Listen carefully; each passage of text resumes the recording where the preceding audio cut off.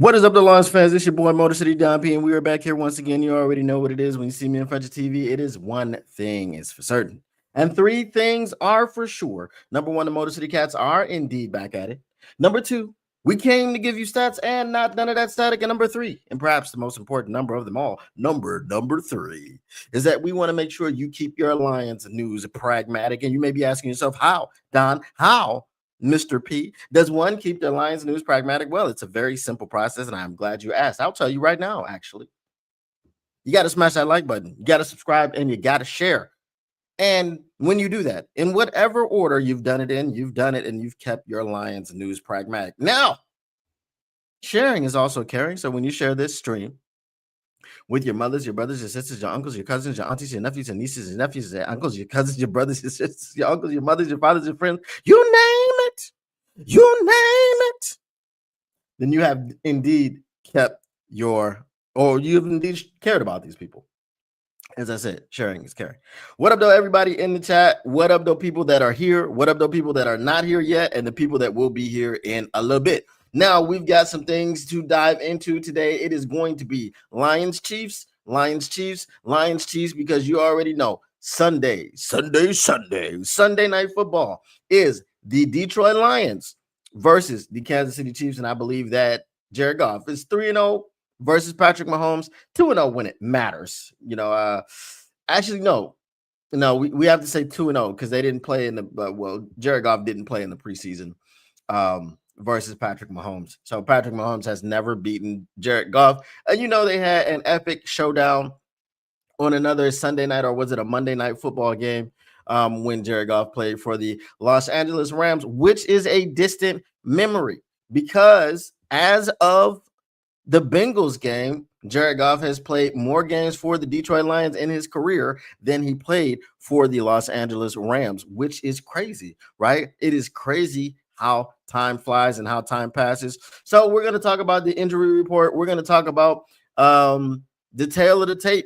Who's got the edge? We're going to talk about this, that, and the third thing when it comes to the Detroit Lions. Now, there was a big time addition that we were all expecting to be back this week. Aleem McNeil. That's right. Aleem McNeil is the guy that we thought would be back here on Sunday Night Football versus Patrick Mahomes and the Chiefs. We thought he was going to be running around, having Patrick Mahomes run around, providing pressure up the middle, putting pressure in his lap paws, and all these things. And that's just not going to happen.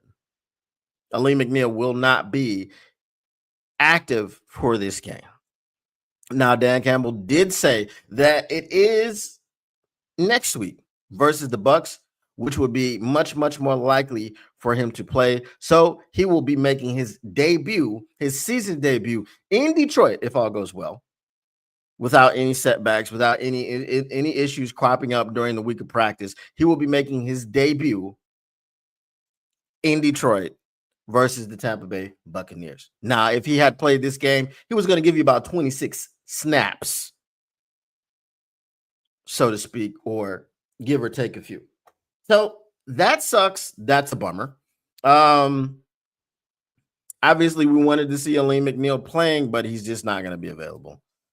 So I guess we will have to curb our enthusiasm just one more week, and then we'll go ahead and get it going. All right, let's see. We've got the Lions injury report.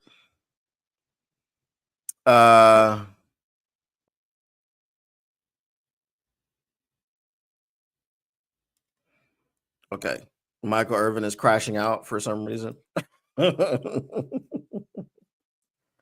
Michael Irvin is crashing out for some reason. I guess they said that he wouldn't thrive in this era. All right, so the Detroit Lions injury report is as follows. Okay, Terrion Arnold is out, as we already knew and expected. Just blowing this up. Terrion Arnold is out with a shoulder injury. Zach Cunningham is out with a hamstring. Zach Cunningham been out like the last 3 games with that hamstring. Aleem McNeil is out with a knee injury. Sione Vaki groin is out. I don't know if you guys think that Sione Vaki is long for this team, but I think with any other team, he probably would be cut by now. But with the Lions, we are very, very patient and very lenient when it comes to guys who are injured. So Sione Vaki is once again missing a game. I think he's only played in one game this season out of the 5 possible, and this is out of the 6 possible. He's only played in one game. He is out with a groin injury again. Now, Brian Branch, with an ankle injury, we know that he received an MIR on that ankle foot area. He is questionable. Taylor Decker is questionable with the shoulder. Kirby Joseph is questionable with his knee. Vontae Maddox questionable with a hamstring. Giovanni Manu questionable with a knee. And Khalif Raymond, obviously with the neck injury, questionable. Now, I have been on record as saying questionable is the new probable, but I do believe someone like Khalif Raymond may be downgraded to out. We saw downgraded to doubtful. If you're downgraded to doubtful, then you're basically out. We saw Taylor Decker be downgraded to doubtful last week and then eventually was out, didn't play. So he's questionable again. I think Brian Branch and Kirby Joseph will play. Kirby Joseph has been dealing with his knee injury since training camp, so he's been on very, very limited practice. He's been listed as questionable pretty much all the time on the injury report, but I think he will play. With Brian Branch, Dan Campbell said if he misses time, it's not going to be anything considerable. It's not going to be anything lengthy, but he said it depends on how Brian Branch feels. He said personally himself, he expects to have him at the game and available to play. So it's not anything that we have to worry about with Brian Branch. What up, though? Mega Hustle 313. So we got Branch would be a loss because he always picks off Mahomes, but I trust Shep. Okay, I feel you. Brad got some work to do, cannot be sitting on his ass at the deadline. Facts. But here's a question for you. Here's a question for you guys. What is more important? If we can get one player, is it an edge rusher at the deadline? Or is it a cornerback? Or a safety? Is it secondary help or is it defensive line help? Is it depth? Is it a difference maker? Let me know what you guys think in the chat. All right. Brad be like Sky. I wouldn't say that, man. Come on now. He brought in Big Z last year. Come on, man. Facts. I don't know what he's thinking, but it's all or nothing this year because Decker gonna retire. You can hate me now, Mackenzie, but I won't stop now, Mackenzie. I told you every time I see your name, I got to do it. But will he do it? Nah. Can we give the Steelers number 6 TA and a 6th round pick for Ramsey and a 4th round pick? Atlanta Brandon, Jalen Ramsey is converted to a safety now, so I don't think that would be helpful for us. You'd have to, at this late stage in his career, he's made the transition into safety. Can he still play corner? Maybe, but once you transition a corner into a safety, that means he's not as good of a corner anymore, right? Charles Woodson, my guy, my dog. Later in his career, he changed to safety. Rod Woodson, later in his career, he changed to safety. So when they make that transition, it's not they're not that same corner anymore, right? Darius Slay, if he can't play safety, he's going to retire very soon, right? Because he's not the corner that he used to be, and usually corners to extend their longevity and all these things, extend their careers, that's what they'll do. They'll make that transition into safety if it is possible for them. If not, then they just retire. I want Phillips from Miami. We need another edge. We do. They love AQM. I love AQM. It's great, but Tyler Lacey as the only depth piece is it's concerning. And don't give me Marcus Davenport. I don't want to hear about it. I don't want to hear about Marcus Davenport at all. All right, let's go ahead and get into it. We've got an article here. It is from the doc. No, actually, it's from Christian Boer. Okay. It's not from the doc, but it is from the Doc's network, Detroit Lions on SI. Tale of the tape, who holds edge in Lions Chiefs matchup. Now, and actually, I've got some updates on the Pick'em app that I am adding some features. So basically, I just want to make it so that it is a whole league type of situation, and it makes tying very, very difficult. So there's some features that I'm thinking about adding to it.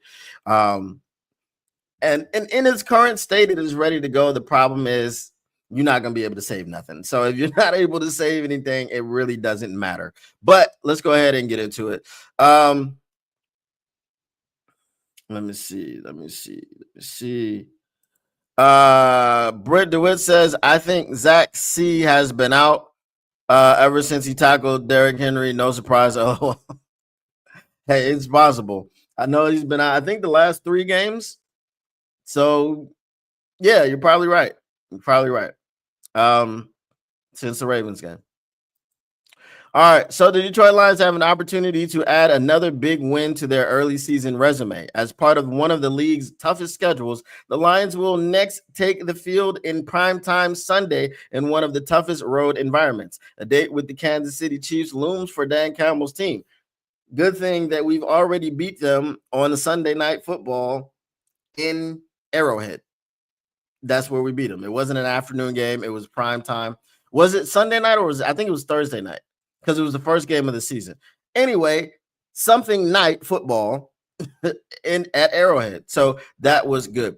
Sunday's game should be a big indicator of where the team stands after reeling off 4 straight wins. The Chiefs have had to endure an early season swoon through multiple close losses, but still boast the star power that has taken them to 3 straight Super Bowl appearances. Now, here's the thing that I do not agree with this. There are going to be things that I agree with, things I don't agree with. Based on the health of our secondary, I don't believe that Sunday's game should be a big indicator of where the team stands. Okay, after reeling off 4 straight wins. Based on both Kirby Joseph and Brian Branch were listed on the injury report. If they are the least bit hampered, we do not have anybody else that can step in and do anything, right? So if they're out there playing and they're 75% or they're 60% or whatever the case may be, the Kansas City Chiefs have a track team at wide receiver. They've got Xavier Worthy, who runs a 4.21 40. They've got Hollywood Brown, who runs a 4.27, and they got Tyquan Thornton, who runs a 4.28, something around there. So they're all sub 4.3 guys. Okay. If our secondary, again, the health of our secondary, the only person who's healthy who you would count on. Now, I'm not saying the depth of Rock Yassin. I'm not saying Rock Yassin is bad or anything of this nature. Okay. But if you're giving me a depth player, if you're giving me a player that is starter level, I'm going with Amik. So you got Amik at one corner, and then you got Trey Flowers. Now, how much time has Trey Flowers had to acclimate himself to Detroit, to the system, to the philosophy, to the culture? About 1 week. Okay, about 1 week. That's how much time that Trey Flowers has had. So if it's gonna be Trey Flowers over there, we've seen him on 9 snaps. We haven't seen him in a full game yet. So what will a full game from Trey Flowers look like, and things of this nature? So if that's what we're dealing with, and the Chiefs go off for 250 passing yards, 300 passing yards, well, does that mean that our secondary sucks? Or does that just mean that the secondary is injured? That's not going to tell you where we stand. It's not going to, it's not, I don't look at this game as a litmus test. When we were young and up and coming, having honeys come in the crib, digging their ish, but they couldn't cab money from me. Some bad chicks didn't get past the bridge. You already know. Hashtag if you know, use the hashtag. When we were young and up and coming, and the Chiefs had just won the Super Bowl, and we got the first game of the season after the Chiefs, they hung their banner, they did the ring ceremony, all that stuff. That was a litmus test. That was a litmus test. And then people wanted to say, oh, well, they didn't have I think, did Travis Kelce play that game? But they didn't have Chris Jones. Chris Jones didn't play because he had been holding out and so on and so forth. And I think Travis Kelce might have been injured or something. Okay. But those were the excuses that people made for the Chiefs. And they didn't have Travis Kelce and Chris Jones, and you only beat them by 1 point. Okay. But now, what are the excuses that we're going to have for the Lions? Because the Lions are the number 1 team in the NFL right now. So would we have any excuses? Oh, yeah, Patrick Mahomes put up 300 yards, but their secondary is beat up. We don't have our starting corners, our starting safeties are banged up. They're playing, but they're limited. Are we going to get that same excuse from the media? I don't know. We'll have to see. But no, is this a litmus test? I don't believe so. JMO 2 TDs, facts. Hey, let's get it going. Let's get it popping. Look, all I want y'all to do is look at the coverage that they're going to be playing on JMO. Steve Spagnuolo, we already know who that man is and how he gets down. So look at the coverage that he decides to employ or deploy versus JMO. If Branch and Kirby hurt, it's going to be a shootout. No way we can cover with only Hutch as our only pass rusher. Right? So those are the things that we have to consider, right?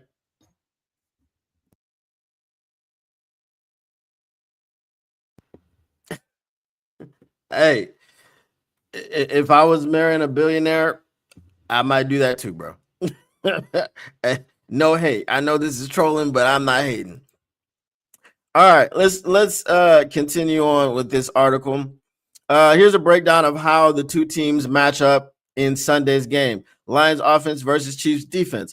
The Lions offense has rebounded nicely from the season opening clunker against Green Bay. After struggling to find the end zone in that game, John Morton's group has quickly taken its place among the NFL's best through the first 5 weeks of the season.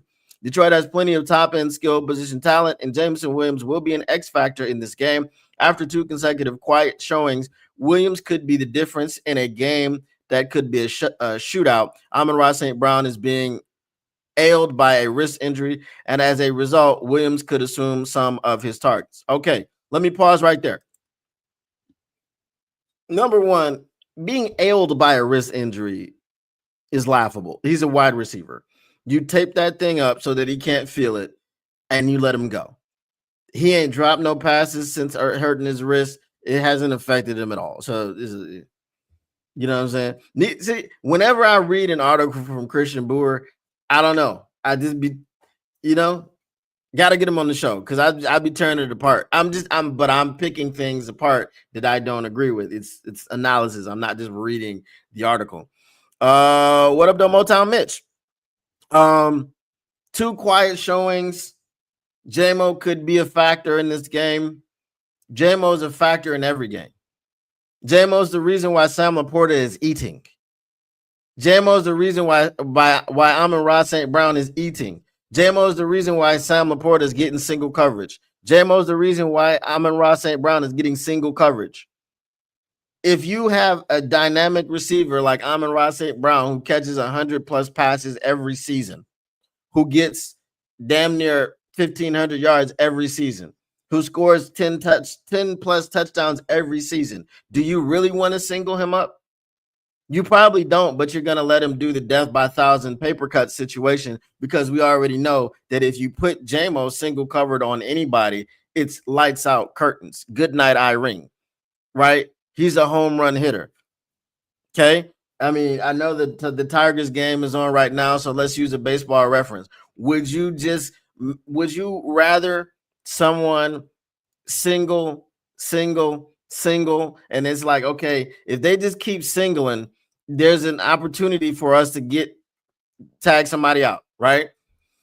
Or would you rather someone just come up to the plate and go, all right, call the shot, big green monster, knock that thing over the wall? and just run the bases, just trot him because he just knocked out a home run. I'm pretty sure you'd rather the single bases because there's chance for error, right? If there's an Amon-Ra St. Brown and you're just going to feed him, okay, he might drop a pass, or for whatever reason, the pass might not be complete, or there might be an interception, right? The more passes that you throw, the larger the opportunity for there to be a turnover.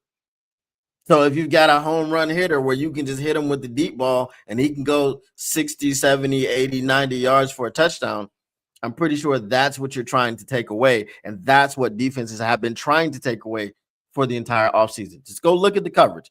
He's got bracket coverage. He's got shell coverage over the top. They form a halo. They roll coverage to his side. And this is why you are seeing one-on-one coverage with Amon-Ra St. Brown, Sam Laporta, Brock Wright, whoever else, because there's no more resources to allocate to cover them or to help on their coverage. So it's like, man, you just got to do it one-on-one, and you're not going to get any help because all the help that we have is going over to JMO's side. Correction, Amon-Ra St. Brown eats because he's hungry. I bet JMO wants to eat. I'm pretty sure he wants to eat, but he's also good with winning, and that's his main goal. JMO will eat anything, even a McDonald's ice cream burger. That is facts. Jameson Williams is so valuable that the Lions just gave him $83 million reasons to suit up. Facts, right? Look, the Detroit Lions know what he's doing. So if a beat writer doesn't know, if a content creator doesn't know, you're not just giving him $83 million because he's a decoy, right? You're giving him $83 million because whether it's by him catching a football, whether it's by him blocking for a running back, whether it's by him taking on three people so that everyone else can be wide open and Jared Goff can complete 74% of his passes, that's why he's going to affect the game. So you give him the money. That's what happened. All right. Detroit has plenty of top-end skill position talent. All right, we did that one already. All right. Kansas City boasts a strong defensive line that ranks in the top half of most categories and has plenty of weapons. Chris Jones will be a great test for Detroit's interior offensive line, which includes two young players in guards, Christian Mahogany and Tate Ratledge. All right, so with the Chris Jones situation, I am hoping he stays inside. If you look outside and you see Dan Skipper, if you look outside and you see Manu, okay, Manu Ginobili, okay, because you just got to, all right. Obviously, it's Giovanni Manu, but Manu Ginobili. If you look outside and you see Manu, Chris Jones is going to line up outside.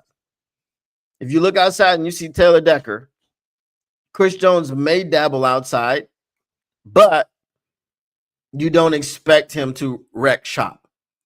You absolutely expect Chris Jones to eat Manu's lunch. Dan Skipper is better than Manu, but you expect him to at least give up pressure or whatever the case may be. Like, you can't stop Chris Jones over there with those guys. You can only hope to contain him. So I'd be much, much more comfortable with Taylor Decker being available and ready for this game, but we'll see. Obviously, Dan Campbell's talking about diminishing returns and weakness in the shoulder and all these things. So we don't want those things to happen. However, I'd feel much, much more comfortable with it. Ultimately, the Lions will be tasked with creating the comfortable environment in the pocket that allows Goff to thrive. Taylor Decker's availability will have a lot to do with this. If Decker can't go, it could be Giovanni Manu or Giovanni Manu Ginobili, or Dan Skipper, who will be relied on. With St. Brown, Williams, Jahmyr Gibbs, and David Montgomery all capable of making big plays, the Lions should be able to move the ball at a consistent clip. However, the injury to Decker and uncertainty of the interior line against one of the NFL's best tackles tips the scales closer to even between these two groups.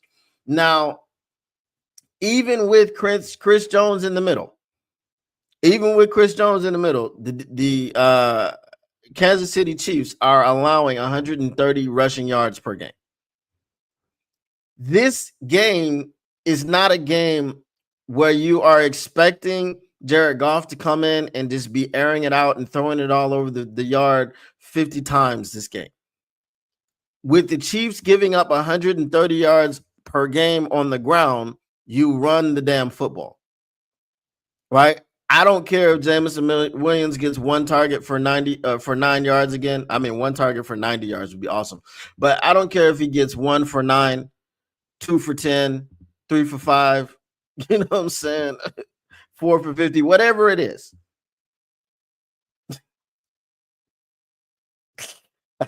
I just had something. I'm not going to say it. But whatever it is, he gets. But if you run this football on a team that is bad against the run, you establish the run first. See, this was the problem with Philadelphia last night. Philadelphia, in losing to the Giants, did not establish the run. And when they can't establish the run, they are one-dimensional because A.J. Brown is out there looking like he doesn't want to play. Jalen Hurts missed Devontae Smith deep. He missed him, like he overthrew him deep. He was wide the frick open. He's wide the flip open, right? We don't have that problem because we have a quarterback who can complete all the passes. But it's very, very important to establish the run. If you establish the run and you hit Casey in the mouth and you pretty much play bully ball like what we did against Baltimore Ravens, that demoralizes the team, right? And then if their defense is demoralized while our defense is injured, I think it's pretty much even, right? If their defense has all the momentum and all of the energy and all this stuff and they're flying around and we're not counteracting that, it's going to be a long night. So you got to run the football versus the Kansas City Chiefs. What up, though, Jonathan Lord? Let's see here. Not true if Chris Jones scratching his nuts.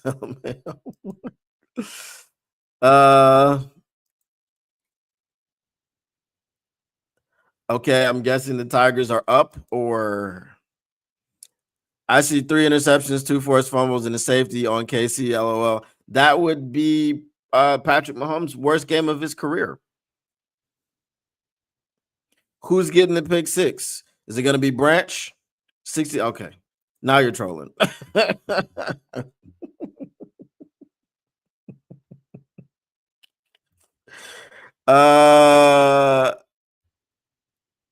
What up, though? All right. So again, as I said, it's important for us to establish the run. If we do not establish the run, it's going to be a long night, just like the Eagles found out last night. All right.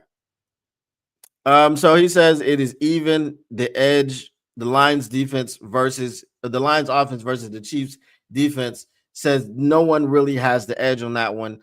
And that's what I was saying.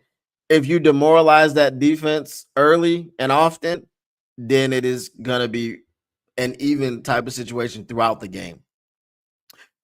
Chiefs offense versus Lions defense. The Lions have a challenge ahead of them with both of their top cornerbacks dealing with injuries against a Kansas City offense headlined by Patrick Mahomes. The Lions could be forced to start Amik Robertson and Rock Ya-Sin. Now, that is the most important thing that I think some people have forgotten. The Chiefs are 2-4 or 2-3. Okay, the Chiefs are 2-3, and they're losing games. And listen, the Chiefs are horrible at running the football. Patrick Mahomes is their leading rusher. Okay, Patrick Mahomes is their leading rusher, and guess what?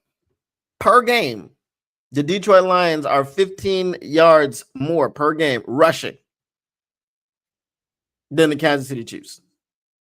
Patrick Mahomes is their leading rusher. You understand what I'm saying? We got David Montgomery. We got Ja Rule. You know, where's Ja? Somebody find Ja Rule to make sense of all of this. Okay. We got Amir Gibbs. And with the leading rusher, Patrick Mahomes, the Kansas City Chiefs are averaging 15 yards per game less than the Detroit Lions. Kansas City Chiefs are averaging 11 yards more per game passing than the Detroit Lions. And obviously that is because of Patrick Mahomes. So all of this game for the Detroit Lions defense is going to be contingent upon holding Patrick Mahomes to a very pedestrian stat line. If you can hold Patrick Mahomes to a pedestrian stat line, then you've got a chance. And the reason or the way that you do this is one of the things that the Detroit Lions does most, and that is play man coverage. Patrick Mahomes is not doing well versus man coverage. He is having, I think, his worst year versus man coverage this year, which again is a reason why Terrion Arnold and DJ Reed both being out is a problem. Amik, yes, Amik can play man coverage, no problem. I don't know how much man coverage Rock Ya-Sin or Trey Flowers can play. That's my point. I don't know to what degree that they're going to be able to play it and be able to fit in the system that way, but we're going to find out. We're definitely going to find out. I feel you. I feel you, Will Murray. What up, though? All right. While both players are veterans with plenty of accrued experience, facing one of the league's best quarterbacks and the array of talent around him will not be easy. Travis Kelce isn't the young, explosive version of himself, but is still more than capable of dominating a game at the second level of the defense. We've got Alex Anzalone, so I'm really not worried about, especially this version of Travis Kelce. This version of Travis Kelce has been absolute cheeks. Okay? He's been booty butt, cheeks. Booty butt, cheeks, rump. That's what this Travis Kelce has been.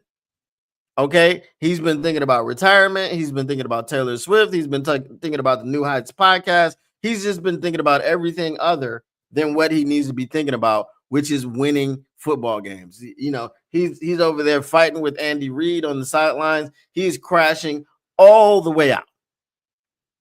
Okay? And we've got Alex Anzalone, who is one of the best cover linebackers in the NFL. And that's not hyperbole. Okay? Alex Anzalone's numbers when targeted are crazy. Right? I think he's been targeted 17 times. He's allowed 7 receptions.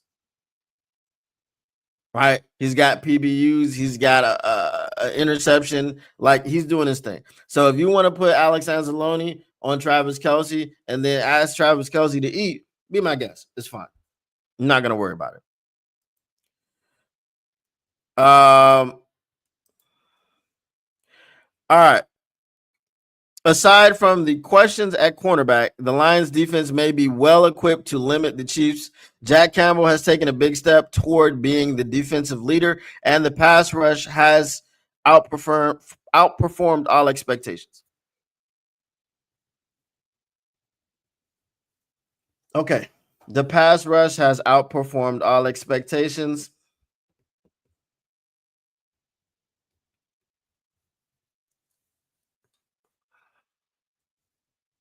I don't know that we can say that. I don't know that we can say that the pass rush has outperformed all expectations because we're still waiting for someone to emerge on the other side of Hutch. Now, El Qadim Muhammad has 3.5 sacks while Hutch has 5. Hutch should have 8 because 3 of them have been called back because of penalties.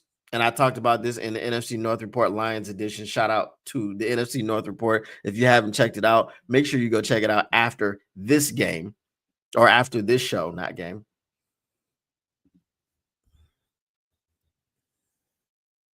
I'm still not.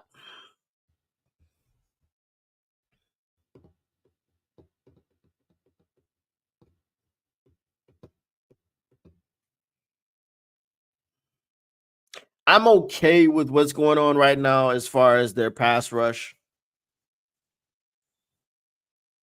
But it's still, if we can do to Patrick Mahomes what we did to Lamar Jackson, that'll be awesome. If we can sack him 7 times, that'll be awesome. But part of the reason why we sacked Lamar Jackson 7 times, It's because the vast majority of those were covered sacks. He didn't have anywhere to go with the football. Are Amik Robinson and Rock Yassin? I know Amik can hold up. I know Amik can hold up against a Hollywood Brown or anybody else that they throw at him. But is Rock Yassin or Trey Flowers, are they going to hold up their end of the bargain on the other side? And that's one thing that I'm not 100% sure about. So I don't know. I don't really have the answer to that question. Yes, hyperbole. I did use that. I dropped that in.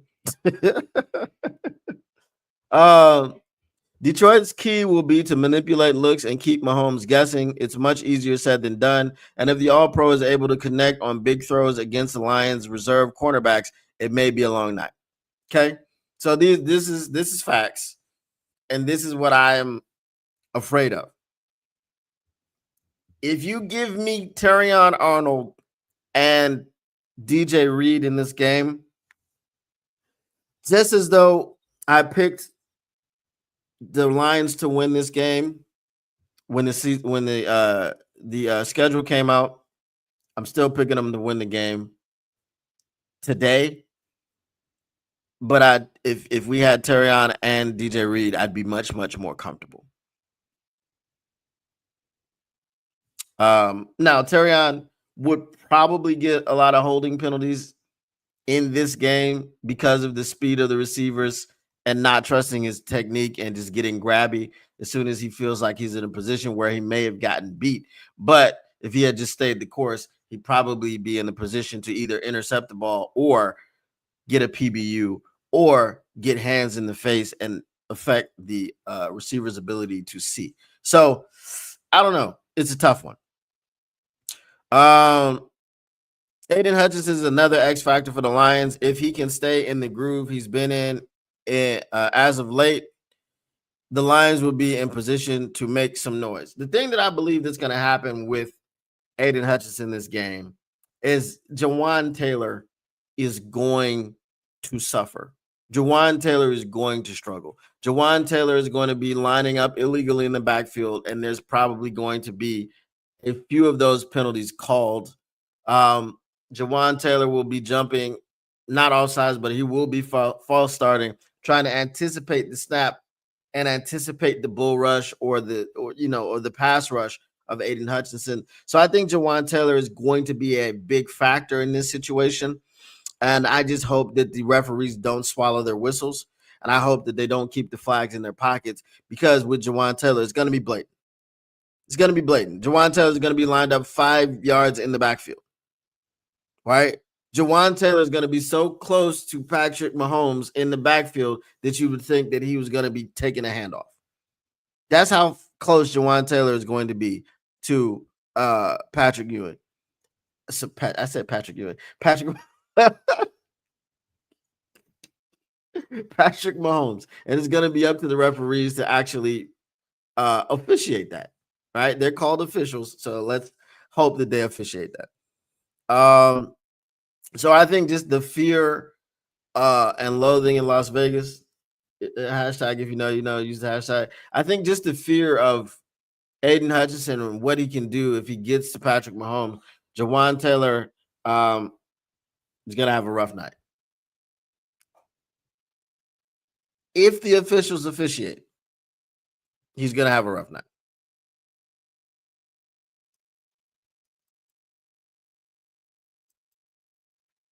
All right.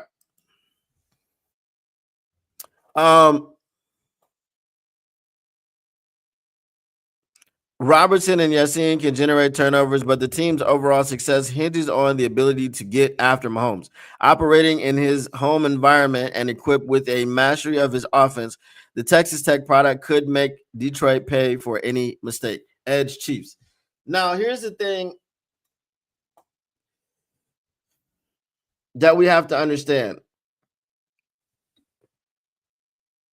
Patrick Mahomes is the greatest quarterback of our generation.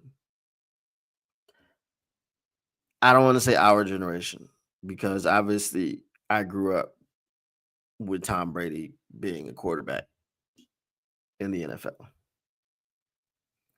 So obviously he's part of my generation, right? We're talking. So I would say this era.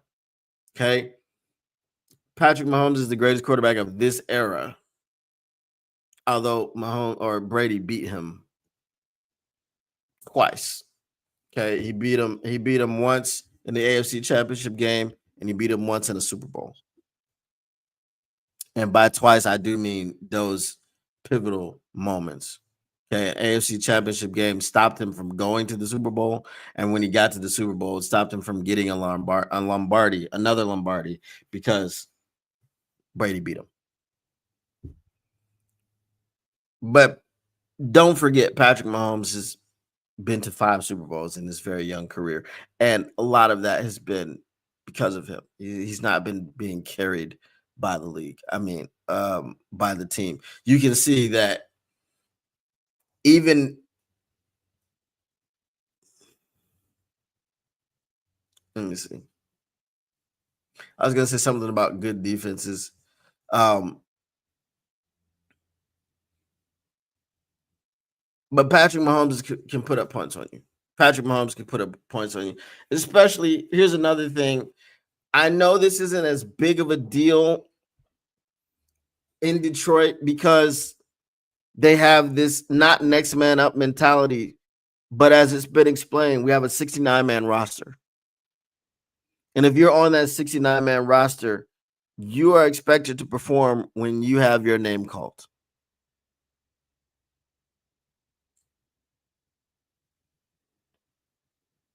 Okay. So, this this is going to be very important. Okay. It's going to be very important. You gotta keep Mahomes unbalanced. That's all I can say. I don't know if you got to keep him in the pocket. I don't know if you want him to run for his life, but you got to keep him unbalanced, and you can't allow him to get comfortable. All right.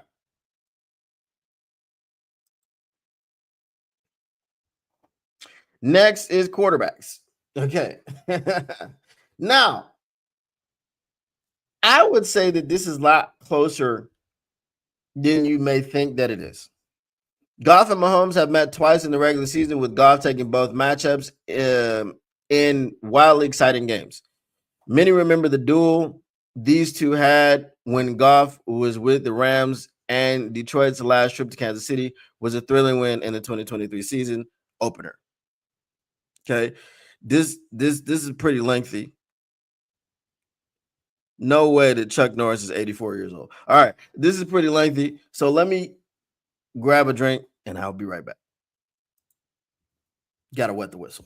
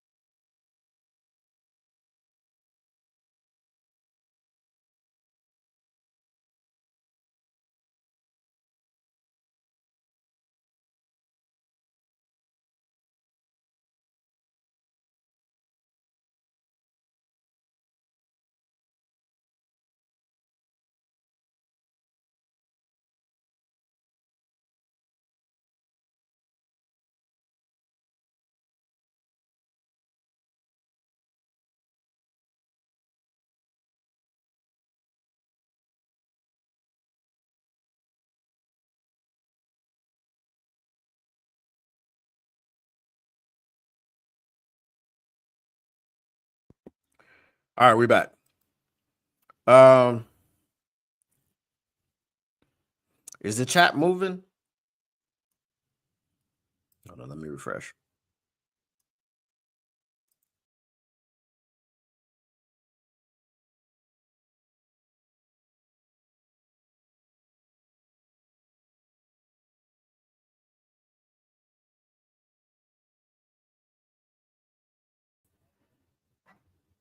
Okay. All right. Just had to make sure.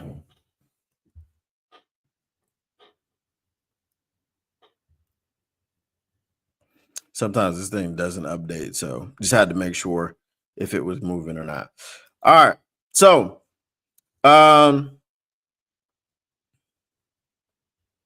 Goff isn't viewed in the top echelon of quarterbacks where Mahomes is with 3 Super Bowls already under his belt. However, he's shown that he's just as capable of fueling his team to a win when their backs are against the wall.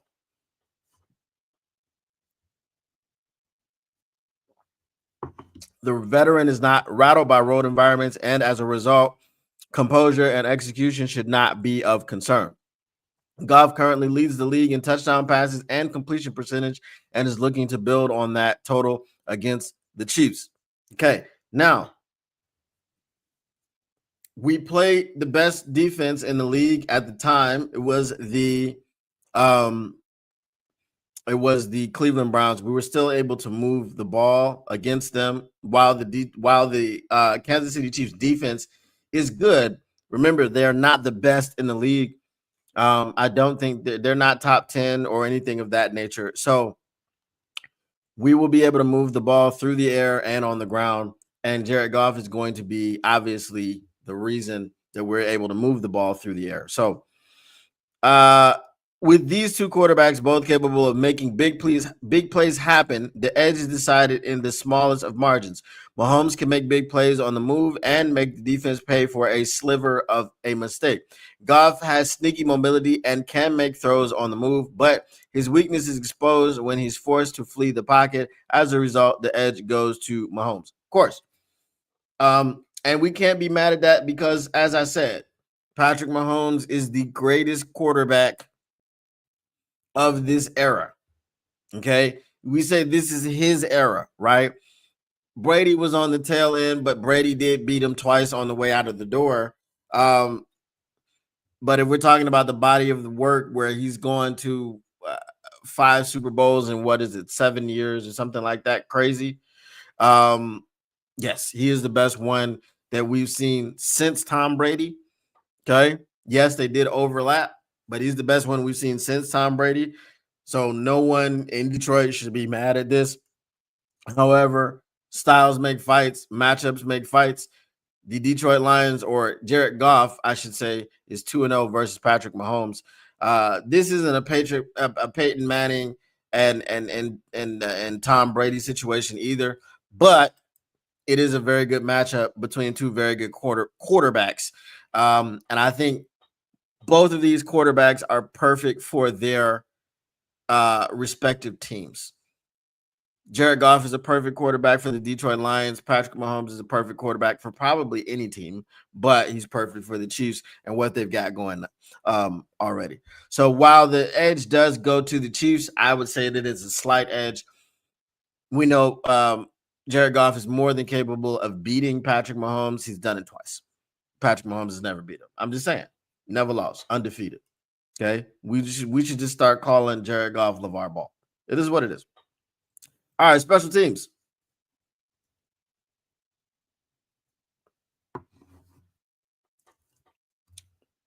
The Lions have been strong on special teams in recent weeks, particularly in the return game. Khalif Raymond popped a punt return for a score against Cleveland, while Jacob Salas has had some big kick returns. Raymond's status for Sunday's game is uncertain after a neck injury suffered against Cincinnati, and those duties could be turned over to Dominic Lovett. Now, he is questionable, as I said. Neck injuries are very iffy, so we don't know what kind of neck injury he has.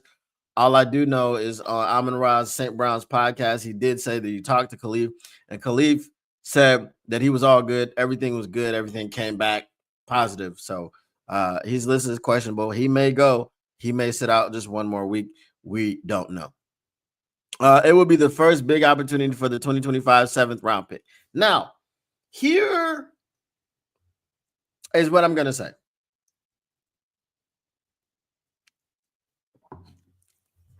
We saw Lovett struggle a bit in the preseason. You know, he had some drops. I hope Khalif plays because I don't want Lovett's first big opportunity to come at Arrowhead on Sunday Night Football in front of the entire football watching world on the road in primetime. I don't want that to be when his opportunity comes. He is a rookie that was drafted in the 7th round. A lot of people didn't think he was going to make the team. So let's hope that Khalif plays. If he doesn't play, let's hope that Dominic Lovett doesn't drop any punts. I'm just saying. Meanwhile, Kansas City's kicking game has not been the strength it has been for the team over the last several years. Harrison Butker is 10 for 13 through 5 games, with 2 of those misses coming from beyond 50 yards. Jake Bates is 6 for 8 with a long of 58 from earlier in the year. He seems to avoid the jitters that come with big moments on the road, and as a result, he could come through for Detroit in a big way Sunday. He's really like 6 for 7, 6, 7. He's really like 6 for 7. I had a funny story about that.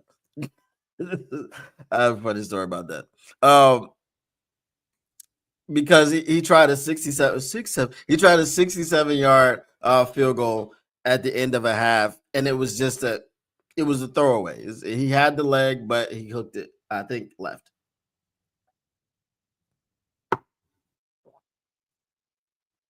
All right, so the edge goes to the Lions. Coaching. It's got to go to the Chiefs, right? Dan Campbell, Andy Reid boast 2 of the most explosive offenses in the league and are 2 of the most highly respected coaches in the game. Both have enjoyed success to different levels, with Reid being the standard amongst active coaches with 3 titles and 6 Super Bowl appearances. Okay, don't forget that. Both Campbell and Reid have creative offensive attacks, which should make Sunday's game exciting. Additionally, the battle between both teams' coordinators will be one of the most underrated but key matchups. On Detroit's side, offensive coordinator John Morton will be matching wits with one of the best coordinators in the game in Steve Spagnuolo. Morton has proven to be a solid leader for the offense, piloting the group to the tops of the league in scoring. Now he's tasked with countering against Spagnuolo's package of blitzes and stunts. Remember, Jared Goff is very good against the blitz. He's like what? The top rated quarterback against the blitz the last 2-3 years.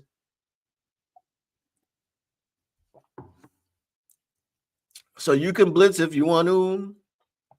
You can blitz LBs behind. But if your safety does blitz, because if they don't blitz, then they're no threat to mine. All right, hashtag if you know, use the hashtag. Meanwhile, defensive coordinator Kelvin Shepard must have a solid plan for Mahomes and the Chiefs offense. With the plan that Coach Shep put together for Lamar Jackson is something that we've never seen before. Because while AG put together a plan that said, all right, old Justin Rubentugger kicks a 66-yard record-setting field goal inside of Ford Field to beat us, and he had contained Lamar Jackson. Coach Shep confused Lamar Jackson.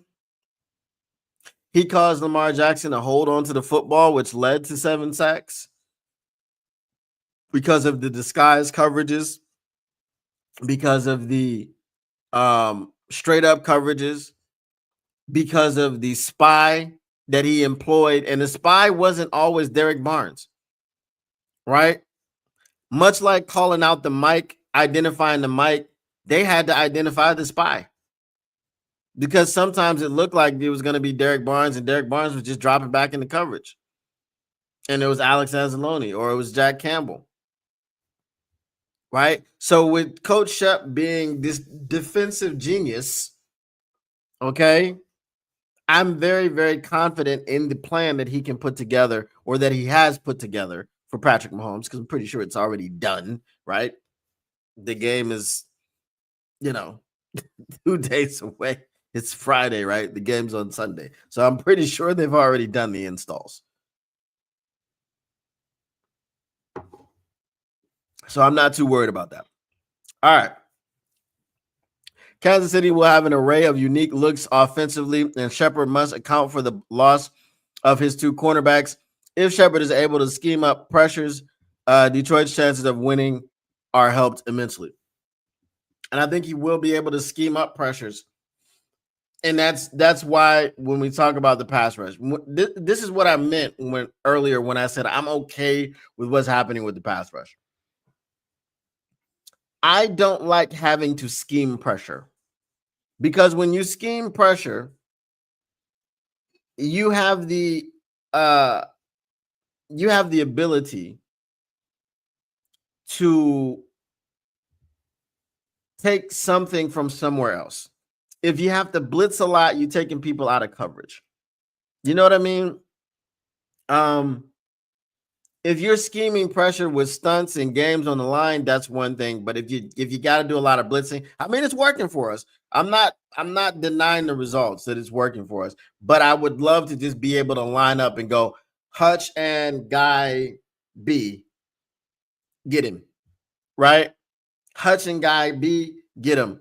Tyleek, DJ Reader. Well, Tyleek more so than DJ Reader, because DJ Reader again is a block eater. Not gonna do it. DJ Reader is a block eater. Okay, DJ Reader. Okay, he's a block eater, so he's not really a sack getter. A sugar cookie, man. This is crazy. I'm a rapper. I'm not a sugar cookie getter. Okay, hashtag. If you know, use the hashtag. So Tyleek, go get him up the middle. Aiden Hutchinson, you go get that guy. Guy B, go over there and get him. As I said, I love El Qadim Muhammad. I love AQM, but is he premier? Is he a premier pass rusher? No. And does it need to be a premier pass rusher? No, but it just needs a guy that is gonna get in the backfield and gonna get his hands on the quarterback a little bit more than what El Qadim Muhammad is doing.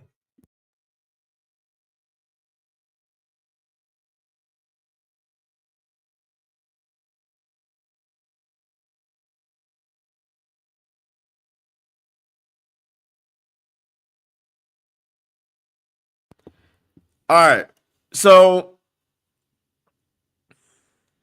with the coaching matchup, even by many counts, decision making will become an ultimate factor. The staff that blinks first may be in danger on Sunday, as both teams are led by some of the best coaches in the game, and the edge is even. Okay. Do I believe that the edge is even? Probably. Jared Goff doesn't have to make plays. That's facts. Jared Goff doesn't have to make plays, and Patrick Mahomes has to make plays. That is a big difference. If Patrick Mahomes doesn't make plays, the Chiefs don't have a chance. Okay, that's the situation that they are in. The Chiefs running game is cheeks. Okay, with Patrick Mahomes being the leading rusher. Patrick Mahomes is not Lamar Jackson.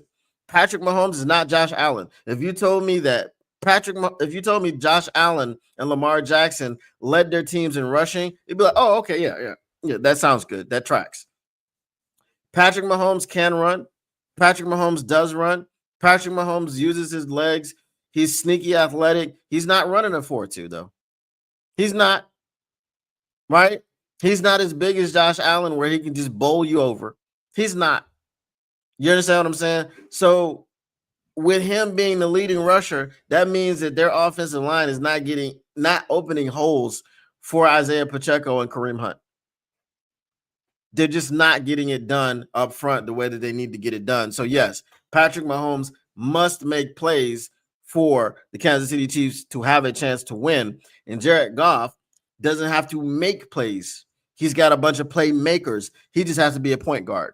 See, that's the difference, right? Patrick Mahomes has to be a combo guard, right? He has to be a distributor and a shooter. Jared Goff can just be John Stockton. You understand what I'm saying? So that's the difference. What up, though, Zach J? All right. So obviously, I've already told you my prediction is that the Detroit Lions will win this game. My score prediction is going to be, I believe that the Detroit Lions will still put up 30 because that's just what we do on offense. So I think the score will be 35-28. I'm not gonna go no 35-31. How about that? Right? Not gonna have any weird scores in there in this situation. Just 35-31. I think the Detroit Lions get it done on the road in Arrowhead. I'm giving the Chiefs 31 points because I am really afraid that this secondary, with all the injuries, is going to be taxed. I'm not worried about the Kansas City Chiefs running the football because, as I said, they are cheeks at running the football. The only one that's running effectively is Patrick Mahomes. I think the game plan for Patrick Mahomes is going to be to keep him in the pocket. Don't let him scramble out. Keep a spy on him, because the problem with Patrick Mahomes is, even though he scrambles out of the pocket, his eyes are always downfield. So you've got to maintain your coverage, you've got to maintain your discipline, and you've got to make sure that you plaster. Remember, in his scramble drill, you must plaster. Plaster on your man. Do not let him do anything. Get him covered. As long as we're able to plaster coverage, I think we'll give Aiden Hutchinson time to get to him, AQM time to get to him. Maybe Tyleek will get his first sack of the season. I don't know. But I think there's an opportunity and a chance for the Detroit Lions to win this game. And I think could be similar looking to the Ravens, although, I mean, we found out that the Ravens, for whatever reason, they pretty much got the same team as they had last year, but there are a lot of injuries. Maybe it's just that the Lions are better at playing injured than other teams, because we were injured to hell and back last year and we still went 15-2. So that is what that is. All right. So you know what it is. Mailbag. What you gonna do? What you gonna do when they're reading you? Mailbag. Mailbag. Get your mailbag questions in. Bask in it. All right. So get your mailbag questions in. And as you get your mailbag questions in, I will let you know what I was talking about earlier when I said I'm adding features to the Pick'em chat. So, I mean, the Pick'em app. My goal, as we know, is not to get the Pick'em app done this season, because it's already enough of the season has gone by. And I've had issues with that, with the member accounts. And that's what I need to shore up. But what I'm going to have is options for picks. Okay. So you have your standard picks where you just pick the game. I don't want to do spreads because I'm not a gambler, so I don't really know where to get the data where all the spreads are. I guess I could figure it out. Yeah, I'm pretty sure I could figure it out. However, maybe I'll put spreads in there. Maybe not. I had them in there before, but I took them out because I don't have the data in there. But score predictions and locks. Okay. What's going to happen with these score predictions is there will be a sliding scale. So, how close you were to a score, there will be an algorithmic assignment for points. So, like if you were within 7 points of the final score, if you said it was going to be 35 to to uh to 21 and it wound up being 35 to 28, then you were within 7 points of the score and you'll get X amount of points, right? This point will add to your total, right? So if you've got 6 games that you picked, then you will be able to say, okay, I picked these 6 games, but my accuracy for the scores was like 75%. So I've got this many points. And then the next person, their accuracy for score predictions was 50%. And so they have this many points. So what I want to do is not have an opportunity for there to be ties. So there will be a clear winner. Yes, both of us picked the Falcons to win this game, and the Falcons won that game, but we're not tied because my confidence score was 5. Your confidence score was 3. I picked the exact score. You were off by a few points, or you know what I mean? So all of that's going to go into it to give you a total score. And then you'll have, your leaderboards and all these things. So you'll be able to see who's leading, how many points you need to do. So it's going to be like a really like involved type of situation. The locks, they'll be like worth a certain amount of points. So if you lock a game, right, even if you didn't get the score prediction or you just lock the game, like, okay, the Falcons are going to win this game, boom, lock that. You're only going to be able to lock one game per week. Okay. Once you lock it, the other people in the group in your league will not be able to lock the same game. Right. So in order to do that, if you lock a game and you get that game, it may be worth like 10 points. But then if you lock a game and you lose that, you were incorrect, then you'll lose 10 points. You understand what I'm saying? Maybe you'll lose 15. I don't know. So just something like that, the incentive to really gamify the picking situation. All right, let me get to your mailbags. Mailbag from TaylorMade Media said Lions Syndicate is heading to KC. Joe Rockhead is not. How long of a drive will it be if the Lions lose to the Chiefs? It'll be a very long drive back. I don't know how far Kansas City is from Detroit as far as driving, but if they lose to the Chiefs, I'm pretty sure it'll be like double the amount of time. So if it's an 8-hour drive, it'll be 16 hours on the way back with the heaviness of the loss. Mailbag, I watched Coach Shep talk about the Chiefs and what he learned from Spagnuolo. He knows Patrick Mahomes is coming out throwing, but how do you stop Isaiah Pacheco? It's easy to stop Isaiah Pacheco because they're not good at running the football. That's what I was saying earlier. Their running game is not doing well this season. And the Detroit Lions are already very good against the run. So, I'm not worried about Isaiah Pacheco at all, right? I was worried about Derrick Henry, and we shut him down. So, yeah, Isaiah Pacheco is not on the level of Derrick Henry in the least bit. Mailbag, because I ain't forgotten watching Jared Goff throw 3 interceptions versus the Commandos. Who wins the turnover battle on Sunday night? Don't forget, Patrick Mahomes throws a lot of interceptions. Like, let's not forget that. So, if depending on how many deep shots Patrick Mahomes throws with Kirby back there, I say the Detroit Lions win the turnover battle because you got to win the turnover battle. You can't go on the road and lose the turnover battle and expect to win. So, no, I think the Detroit Lions will win the turnover battle.